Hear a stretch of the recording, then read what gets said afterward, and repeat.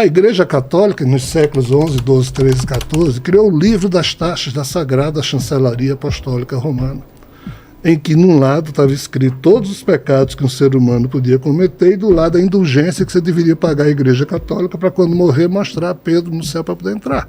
Como descobrir isso? Instituir a confissão obrigatória, porque na hora que você está lá de joelho, o padre arranca nem que seja um pecado seu para você comprar um ingressinho daquele. A igreja fez isso para financiar as cruzadas e construir catedrais.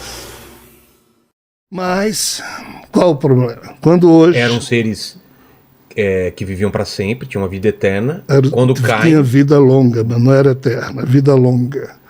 Eles eram meio retardados. Eram ingênuos. Ingênuos. E aí, quando comem o fruto da sabedoria, expandem o conhecimento. É isso? Esse comer aí... É de onde vem essa? É mais uma distorção. Porque não era comer, era beber. Epimeteu, na mitologia grega, era o rei das poções. Ele fazia beberagem de todo tipo. Alucinógenos? Pandora, que se tornou a primeira mulher na mitologia grega, Eva na mitologia judaico-cristã, bem mais recente. Pandora, lá atrás, de tanto beber isso aí, teria feito uma metamorfose que terminou virando um animal biológico ao invés de... Ah, é? E a caixa de Pandora? Pois tem a ver com isso. Essa abertura da consciência? Mas precisa ainda explicar o mal, depois eu venho pra aí. Tem muita coisa aí que a gente tá abrindo aí. Tá bom. Então, assim, quando o nosso amigo Adão e Eva tomam, ferram com a humanidade futura, porque o ser humano ficou sagaz, não dava mais para ser enganado pelos deuses ou mandado, como sempre foram.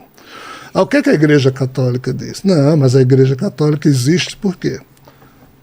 Para salvar os seres humanos. Então, por que a gente batiza os nossos filhos? Um bebezinho de 3, 4 meses ele nasce pecador. Vai levado, porque ele não devia ter nascido.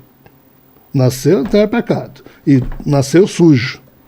Aí leva na pia batismal o bebê, aí o padre olha para o bebê e diz: você renuncia ao demônio, porque o demônio foi quem fez Eva tomar a pelpis ou comer lá.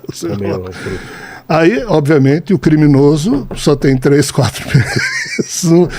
Aí o padre poderia perguntar ao pai e à mãe, mas não pergunta, porque aquele criminoso só nasceu porque o pai e a mãe também pecaram em pôr aquele criminoso no mundo. Então tem que ter o padrinho ou uma madrinha para o padre olhar e dizer: você renuncia?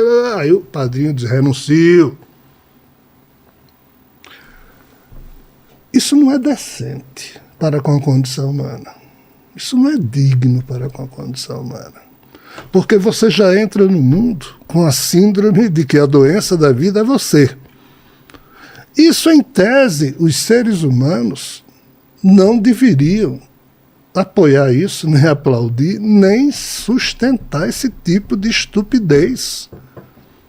Mas a teologia, na exegese bíblica, criou essa justificativa. E cá estamos. A Igreja Católica, nos séculos XI, XII, XIII e XIV, criou o livro das taxas da Sagrada Chancelaria Apostólica Romana, em que, num lado, estava escrito todos os pecados que um ser humano podia cometer, e do lado a indulgência que você deveria pagar à Igreja Católica para, quando morrer, mostrar a Pedro no céu para poder entrar. Como descobrir isso? Instituir a confissão obrigatória, porque na hora que você está lá de joelho, o padre arranca nem que seja um pecado seu para você comprar um ingressinho daquele. A igreja fez isso para financiar as cruzadas e construir catedrais. E a gente acha tudo isso uma boa. Então, assim, nós humanos não usamos a nossa racionalidade. A gente nós nos acostumamos a tomar o absurdo como sendo normal das nossas vidas, e isso vem há milênios.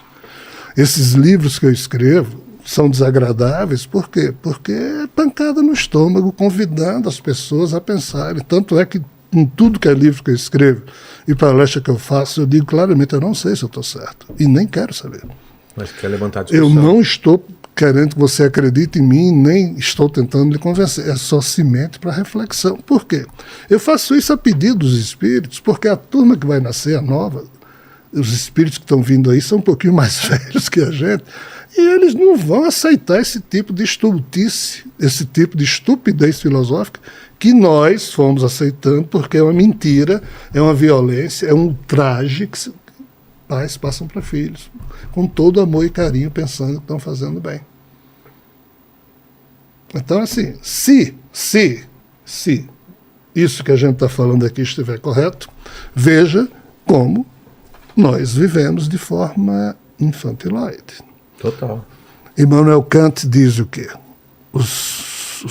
O intelecto de um ser humano pode e deve ser medido pela sua capacidade de colecionar incertezas. Mas nós somos viciados a colecionar certezas, mas certezas que nos... Quando Freud diz, ok, uma criança de 5, 6, 7, 8 anos, tudo bem, ela precisa de reforço psíquico para se sentir segura. Então, eu mesmo acho que nós devemos ensinar os nossos filhos, netinhos, orações do tipo Santo Anjo do Senhor, meu zeloso guardador, que a ti me confio, para você dormir enquanto criança melhor. Mas se você aos 90 anos ainda tiver Santo Anjo do Senhor, isso quer dizer que você é um adulto, vírgula, você tem um mundo imaginário de uma criança e você nunca se tornou adulto porque você transfere para Deus, seja lá para quem for, responsabilidades que lhe são próprias. E por que o mundo está ferrado, Rogério? Porque a gente está esperando que Deus resolva. Deus está no comando, Deus está no leme, Jesus vai voltar, vai resolver tudo. E assim, cara, nós vivemos um tempo distópico em que nada funciona como deveria em termos de nossa expectativa, os sonhos todos da juventude da gente, pelo menos a minha. Estou com 64 anos. Tudo que eu imaginei lá atrás, o mundo hoje, para mim, ele é distópico. Ele é o contrário de tudo que eu imaginei. Tudo deu errado. Responsabilidades nossas, humanas. E quem é que mais obstacula o progresso humano? O peso da fé religiosa infantilizada. Entendi. Na minha opinião. E jogar a culpa num ser maligno é o caminho mais fácil. Coitado do diabo. Nós já desempregamos o diabo há muito tempo, cara. Como assim desempregamos? Porque a gente já está fazendo tudo. Ah, entendi. Não precisa mais do diabo. Coitado. Fundo rural. Mas de onde nasce esse mito de Lúcifer ou do mal? Aí é complicado. Há dois momentos bem distintos. O mais recente surgiu com os templários. Não, mas antes existia a ideia de uma figura do mal em outras mitologias? Existia, mas Quem não a era? personificação não? do mal. Bem, aí, assim, sim e não. O primeiro aspecto gnóstico não foi esse que eu lhe falei de Jesus ressuscitado nos judeus. Na antiguidade judaica já existia uma certa reflexão se aquele Deus Javé ele era minimamente decente. Então, se ele era o criador, havia algum problema na criação, existiam feridas na criação. Essa história vem de muito tempo, mas foi basicamente com o pensamento grego, helênico, libertário, né, que essa coisa terminou carimbando como sendo mal, não aquele que faz o mal, mas aquele que age diferente de Jesus.